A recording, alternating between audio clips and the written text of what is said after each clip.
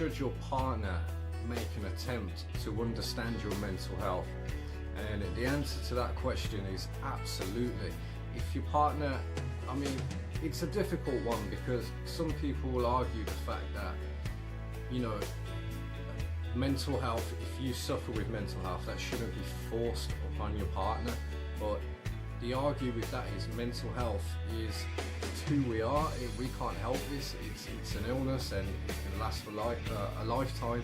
Some mental health illnesses can be cured, some can't.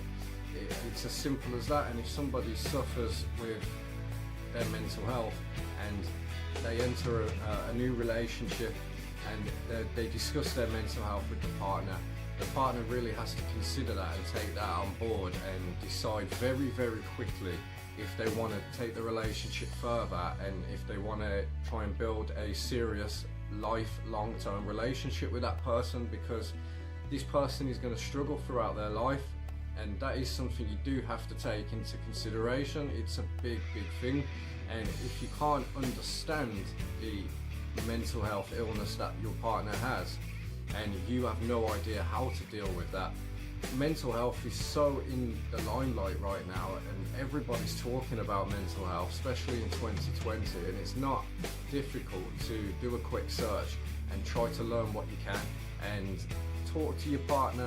I mean, even if you don't know what to say, sometimes it can make a huge difference if you were just there to listen. And because, you know, if you're not going to make any sort of serious effort to understand such a huge part of somebody's life, then that's not a partnership. It's not a relationship at all, and you should probably leave that person before you do damage to them. And I'm saying that as in, you know, I'm speaking to the person who is with the mental health survivor, not the mental health survivor with the person who doesn't struggle.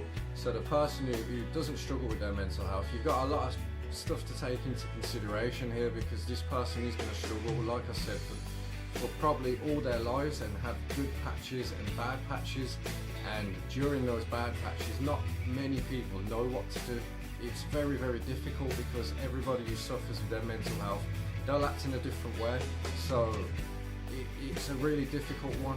But the most important thing is, if you really love this person, with mental health being such a big part of their life, it should be equally as important to you to make an effort to just let them know that you will be there for them, and this is a partnership, and it's not, okay, I will love you and I will be there for you, but when your mental health acts up, I'm not going to be around. That's not a partnership, guys. And as the mental health survivor and as the person who doesn't struggle with their mental health, you should take that into consideration. And if you're the mental health survivor and you know this person is not going to make a serious effort, is not making an effort, or is not going to in the future, then you need to make a strong decision for your own mental health, whether you want to be with that person or not as well.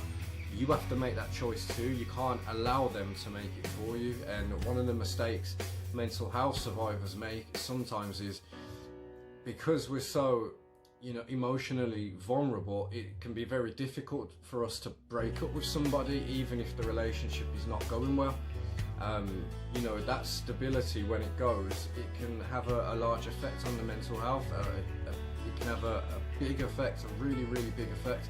So you have to be brave in making a big decision yourself, because you can't allow the person who doesn't, your partner, who doesn't struggle with their mental health, to make this decision for you, and just allow yourself to self-destruct in the relationship.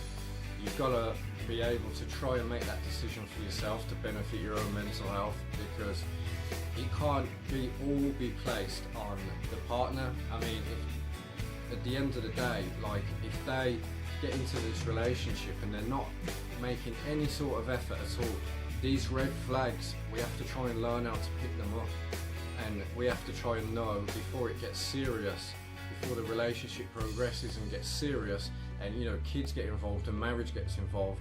We have to know if this person is going to be there for us when we hit rock bottom. So I hope that answers your question the best that I can. I've tried to answer the question the best that I can, is what I'm trying to say.